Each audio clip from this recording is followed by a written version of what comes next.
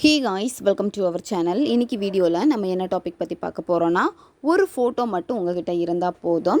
யார் உங்ககிட்ட பேசணும்னு நினைக்கிறீங்களோ அந்த பர்சனை ஒரே இரவில் பேச வைக்கக்கூடிய ஒரு முஸ்லீம் தாந்திரிக முறையை தான் பார்க்க போகிறோம். ரொம்பவும் எளிமையான ஒரு முறை தான் இது.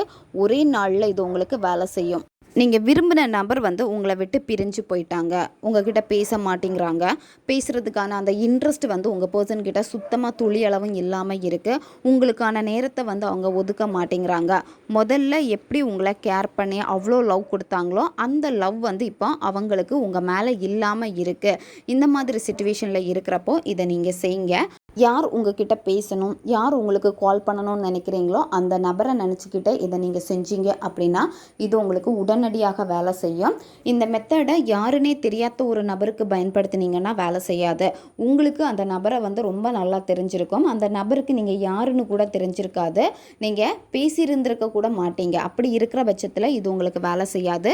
ரெண்டு பேருமே பேசியிருக்கணும், நீங்கள் யாருன்னு அந்த நபருக்கு நல்லா தெரிஞ்சிருக்கணும். அப்படி இருந்தால் மட்டும்தான் இது உங்களுக்கு வேலை செய்யும். பிரிந்த காதலர்கள், பிரிந்த கணவன் மனைவி ஒன்று சேர்றதுக்காக இதை நீங்கள் செய்யலாம். பெற்றோர் குழந்தைகளுக்காக, குழந்தைகள் பெற்றோர்களுக்காக இதை நீங்கள் செய்யலாம். நண்பர்களுக்காக இதை நீங்கள் செய்யலாம். உங்ககிட்ட ரொம்ப நல்லா பேசிட்டு இருந்தவங்க அவாய்ட் பண்ணுறாங்க, அவங்க எங்கிட்ட பேசணும் அப்படின்னு நினைக்கிற பட்சத்தில் இதை தாராளமாக நீங்கள் செய்யுங்க. இந்த மெத்தடை நீங்கள் எந்த டேயில் வேணாலும் ஸ்டார்ட் பண்ணலாம். எந்த நேரத்தில் இந்த மெத்தடை நீங்கள் செய்யணும் அப்படின்னா, நைட்டு 10 மணிக்கு மேலே தான் இந்த மெத்தடை நீங்கள் செய்யணும். 10 மணிலேருந்து 12 மணி இந்த இடைப்பட்ட நேரத்துக்குள்ளாடி எப்போ வேணும்னாலும் இந்த மெத்தடை நீங்கள் செய்யலாம். அமைதியான ஒரு பிளேஸை சூஸ் பண்ணிக்கோங்க. பெண்கள் தீட்டு சமயத்தில் இதை செய்யக்கூடாது. நான்வெஜ் சாப்பிட்டுட்டு இதை நீங்கள் செய்யலாம். நீங்கள் நான்வெஜ் சாப்பிட்டீங்க அப்படின்னா குளிச்சுட்டு தான் இதை நீங்கள் செய்யலாம். அமைதியான ஒரு பிளேஸை சூஸ் பண்ணிக்கோங்க. யாரும் உங்களை டிஸ்டர்ப் பண்ணாத மாதிரி பார்த்துக்கோங்க. நீங்கள் உட்காரக்கூடிய அந்த இடத்துல ஒரு தீபம் அல்லது கேண்டில் ஏற்றி வச்சுக்கோங்க. அந்த தீப ஒளியில் உட்காந்துட்டு தான் இதை நீங்கள் செய்யணும். ரூமில் வேறு எந்த வெளிச்சமும் வரக்கூடாது, லைட் எதுவுமே நீங்கள் போடக்கூடாது, வெறும் தரையில் உட்காரக்கூடாது, ஏதாவது விரிப்பு போட்டு உட்காந்துக்கோங்க. இந்த மெத்தடில் அந்த நபருடைய ஃபோட்டோ உங்களுக்கு தேவைப்படும். ஃபோட்டோ மொபைலில் இருந்தால் கூட ஓகே தான், அல்லது கையில் ஹார்ட் காப்பியாக இருக்குது அப்படின்னா அதை கூட நீங்கள் பயன்படுத்திக்கலாம். ஃபோட்டோ இல்லை அப்படின்னா உங்களால் அந்த பர்சனை மனக்கண்ணால் இமேஜினேஷனில் கொண்டு வர முடியும், கரெக்டாக உருவகப்படுத்த முடியும் அப்படின்னா ஃபோட்டோ இல்லாமல் நீங்கள் செய்யலாம். ஆனால் ஃபோட்டோ ரொம்ப ரொம்ப முக்கியம். ஃபோட்டோ இல்லாத பட்சத்தில் நீங்கள் விசுவலைசேஷன் மூலமாக இதை நீங்கள் செய்யலாம். உங்ககிட்ட நிறைய ஃபோட்டோஸ் இருக்குது, உங்கள் பர்சனுடைய ஃபோட்டோ இருக்குது அப்படின்னா அதில் எந்த ஃபோட்டோ உங்களுக்கு ரொம்ப பிடிச்சிருக்கோ அந்த ஃபோட்டோ நீங்கள் சூஸ் பண்ணிக்கோங்க.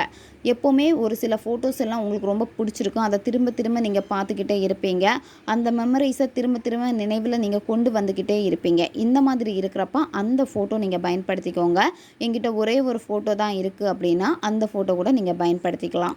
ஃபஸ்ட்டு மூச்சு பயிற்சி நீங்கள் பண்ணணும். மெதுவாக மூச்சை ஆழமாக உள்ளே இழுத்துட்டு 1 செகண்ட் ஹோல்டு பண்ணிவிட்டு மெதுவாக வாய் வழியாக மூச்சை வெளியே விடுங்க. இந்த மாதிரி ஒரு 10லேருந்து 15 வாட்டி நீங்கள் செய்யணும். இதை செய்கிறப்பவே உங்கள் மனம் அமைதியாகும். அதுக்கப்புறமா நீங்கள் என்ன பண்ணணும் அப்படின்னா, அந்த ஃபோட்டோ எடுத்து பாருங்கள். அந்த பர்சன் கூட இருந்தால் நல்ல நல்ல நிகழ்வுகளை நீங்கள் நினச்சி பாருங்கள். நினச்சி பார்த்துட்டு அந்த பர்சனுடைய புருவ மத்தியில் உங்களுடைய ஃபோக்கஸை நீங்கள் கொண்டு வரணும். 2 புருவங்களுக்கு நடுவில் இருக்கக்கூடிய பகுதி தான் புருவ மத்தி. அந்த புருவ மத்தியை கொஞ்சம் நேரம் நீங்கள் உத்து பாருங்கள். கொஞ்சம் நேரம் நீங்கள் கண்ணை சிமிட்டாமல் பார்த்தீங்க அப்படின்னா கண்ணு பிளர் ஆகும். அந்த ஃபோட்டோ உங்களுக்கு ரொம்ப பிளர்ராக தெரிய ஆரம்பிக்கும். அப்போ நீங்கள் கண்களை மூடிட்டு உங்களுடைய புருவ மத்தியில் அவங்களுடைய உருவத்தை நீங்கள் கொண்டு வரணும். இந்த மாதிரி 3 வாட்டி நீங்கள் செய்யணும்.